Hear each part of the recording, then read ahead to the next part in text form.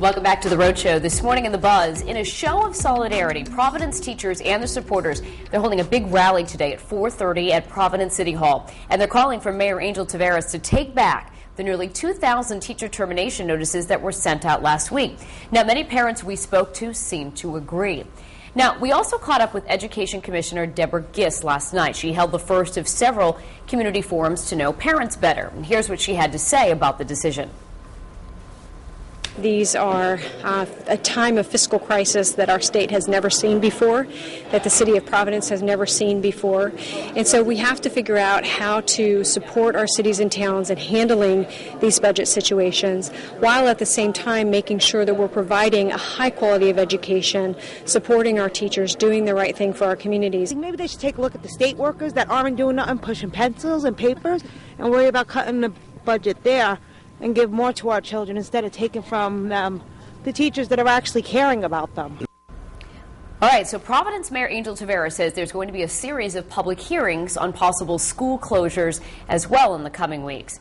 Do you think this could have an effect on class size, having a negative effect on students because there's just too many kids to one teacher? I mean, what do you think of that? This whole what I call robbing Peter to pay Paul right now, that's going on not only in this state but all over the country. How do we get into this mess? Was this an issue when we were in school? Maybe I don't think it was. I don't think it was. Public school, you went to school, the teachers got paid, they did their thing. Right. I think, I agree with that woman. I mean, I don't want anyone to lose their job, but why do you punish the kids? Like, it's not their fault that we're into this mess. And now you're like stripping them of an education, and the fact that you have this ratio of, let's say, average class size is what, maybe 20 to 25? Yeah, 25 to 1. Is like 27 actually. Or something so like let's that, say like roughly 25 to 1. You get that personal interaction with the teacher. You need that, especially growing up.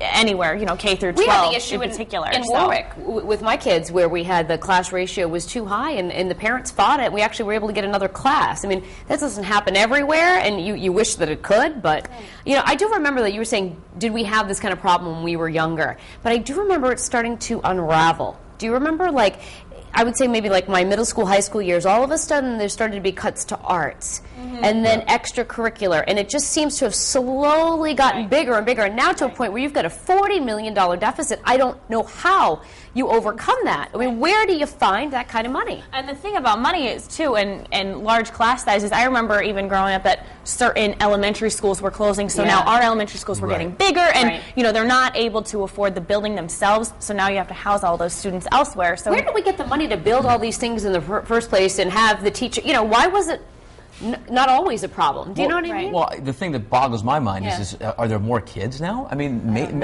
to me, when I have conversations with people that are older than me, they say, well, I had 7 brothers and 6 sisters. Nowadays, a big family's 2.